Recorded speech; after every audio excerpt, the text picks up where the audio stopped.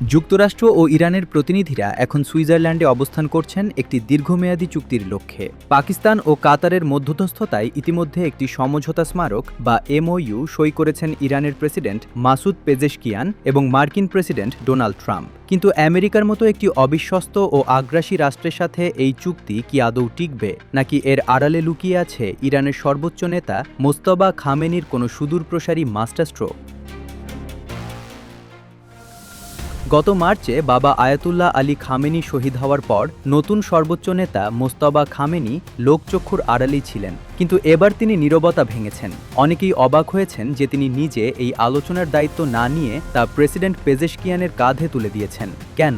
কারণ ইরান খুব ভালো করেই জানে আমেরিকার কথায় আর কাজে কখনো মিল থাকে না। খামেনি অত্যন্ত কৌশলী একটি চাল দিয়েছেন। তিনি নীতিগতভাবে এই চুক্তির ভিন্নমত পোষণ করলেও আলোচনা চালিয়ে যাওয়ার অনুমতি দিয়েছেন, তবে জুড়ে দিয়েছেন কড়া শর্ত।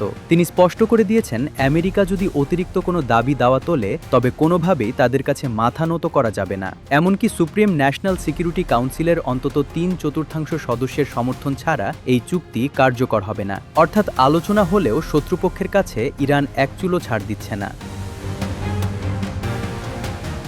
মজার ব্যাপার হলো, এই সমঝোতা স্মারকের খবর শুনে সবচেয়ে বেশি আতঙ্কে ভুগছে ইসরায়েল। অবৈধ রাষ্ট্র ইসরায়েলের কট্টরপন্থী নেতারা মনে করছেন এই চুক্তির ফলে তেহরান এবং তাদের অ্যাক্সিস অফ রেজিস্ট্যান্স বা প্রতিরোধ বলয় আরও শক্তিশালী হবে। তারা চাইছে ইরানের বিরুদ্ধে সামরিক হামলা চালাতে, কিন্তু ইরান এখন যে অবস্থানে পৌঁছেছে সেখানে সামরিক হামলা চালানোর সাহস করা ইসরায়েলের জন্য আত্মঘাতী। ইরানের সুপ্রিম ন্যাশনাল সিকিউরিটি কাউন্সিলও এক বিবৃতিতে জানিয়েছে আমেরিকার প্রতি তাদের পূর্ণ অবিশ্বাস রয়েছে। যদি আমেরিকা চুক্তির এক চুলও লঙ্ঘন করে তবে ইরানের পাল্টা আঘাত হবে ভয়াবহ। প্রেসিডেন্ট পেজেশকিয়ান এই সমঝোতাকে দেখছেন শক্তিশালী ইরানের বিজয় হিসেবে। তিনি স্পষ্ট বলেছেন, কোনো হুমকি বা চাপের মুখে ইরানি জাতি নিজেদের স্বাধীনতা বিকিয়ে দেবে না। তবে ইরানের ভেতরের চিত্রটা একেবারেই ভিন্ন।